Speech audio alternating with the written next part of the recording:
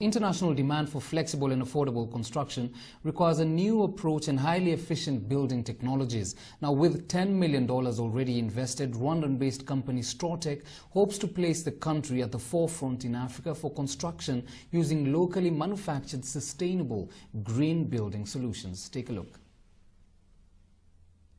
The construction sector has increased by sevenfold over the last decade, here in particular in Rwanda, and bringing last year a contribution of about 383 billion Rwanda francs into our economy.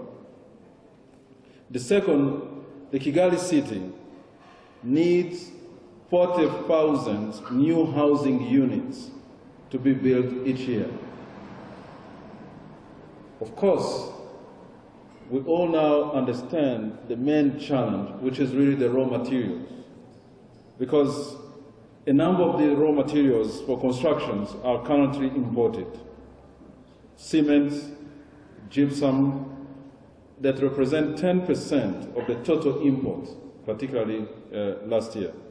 So STRAWTEC manufacturing facility represents a locally sourced solution to our construction material needs. The second part that we need also to emphasize is to look into the whole value chain and see the potential growth that we can expect from everyone involved into this business. From the Rwandan farmers, as you know, they often burn the straw, this raw material that we have here from the wheat. So STRAWTEC represents, therefore, an innovative alternative use of these local resources as flooring, partitioning, and prefabricated housing. To see the machine running now, after 3 years, here was a great satisfaction. And not just that it's running, but it's producing very high quality board made from Rwandan straw that about 5,000 Rwandan farmers will supply to us once we are fully operational. So this is the start, and we are very excited that we can now get on with our business and we can achieve our objectives. With this investment come a number of benefits to the economy. Let me highlight a few. One, import substitution. STRAWTEC can substitute some of the imports that we use for construction. For example, we use a lot of steel and cement to build walls, and these materials come with a heavy import component. Number two, jobs. This plant is backward integrated, providing jobs to farmers with an additional stream of income from straw, otherwise considered as agricultural waste.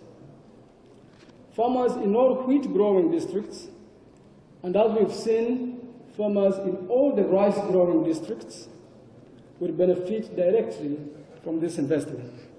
Number three, exports.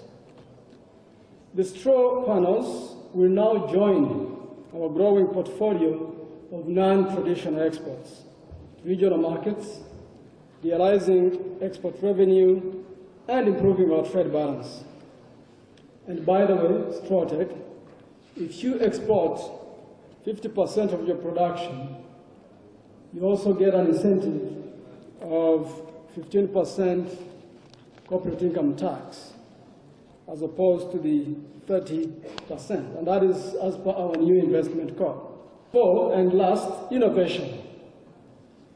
Rwanda aspires to join the League of Innovation-Driven Economies, competing in the markets with new and unique products, harnessing both existing and new technologies. STRAWTEC is a step in this direction, and we would want to encourage other investors to innovate, take risks, and bring products like this to market. This launch follows a series of new private sector initiatives, both locally and overseas, during this year.